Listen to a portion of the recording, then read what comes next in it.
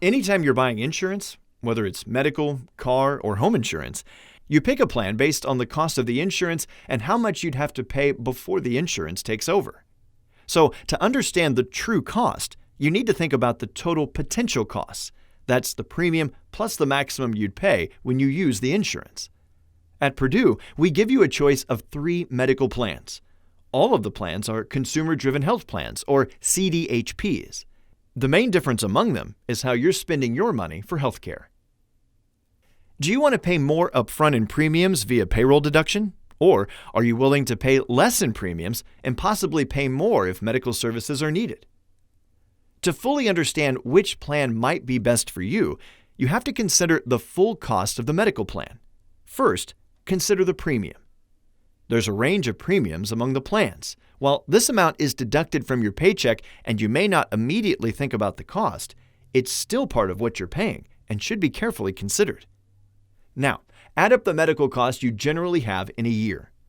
Next, subtract the HSA contribution Purdue makes on your behalf. Remember, all 3 plans come with an HSA, and if you're not eligible for one, then Purdue contributes to an HRA, or health reimbursement arrangement, for you.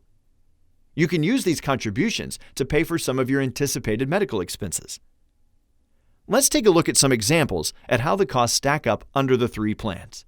Meet Patricia, a Purdue employee who is in good overall health and only uses a few services a year. Let's look at her expenses and how they compare across plans. First, they're the premiums. Then her out-of-pocket expenses for medical services. She uses Purdue's HSA contribution to help lower her out-of-pocket expenses. As you can see, for someone like Patricia, she would spend the most on the Premier CDHP and the least on the Limited CDHP. However, her total potential costs for the year are the lowest on the Standard CDHP. So she must decide if the potential savings is worth the risk. But what if Patricia faced more regular health issues and has to seek care on a fairly regular basis? Let's look at the comparison again.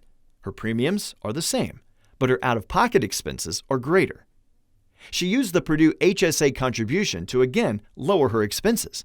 In this case, the most cost-effective option is the Standard CDHP. It's also important to note that in this scenario, she would hit the out-of-pocket maximum with her total potential costs on all plans and would not pay anything else for the year for eligible medical expenses. Now let's look at how the plans stack up if Patricia had family coverage. Overall, her family of 4 is healthy and only sees the doctor a few times a year for routine visits. When we add up the premium and the out-of-pocket expenses and then factor in the Purdue HSA contribution, the Limited CDHP is the most affordable option. However, the Standard CDHP provides the lowest potential costs. But what if Patricia's family has more complex health issues or chronic conditions that require more frequent visits with providers? Her premium, of course, is the same as before. However, her out-of-pocket expenses are higher. A family like Patricia's will find the most affordable option is the Standard CDHP. The best way to decide which plan makes sense for you is to look at your potential costs over the course of a year, like we've done here. A couple of things to keep in mind. First, a higher premium doesn't necessarily mean better coverage. Likewise, a higher deductible doesn't guarantee you'll spend more for services. And you shouldn't simply pick a plan based on the deductible and out-of-pocket maximum alone. You need to evaluate the premium cost too. Also, consider putting money each pay period into your HSA. Any unused funds roll over year to year and are always yours to keep. Whichever Purdue CDHP you choose, you're receiving great coverage, free preventive care, and a wide network of providers.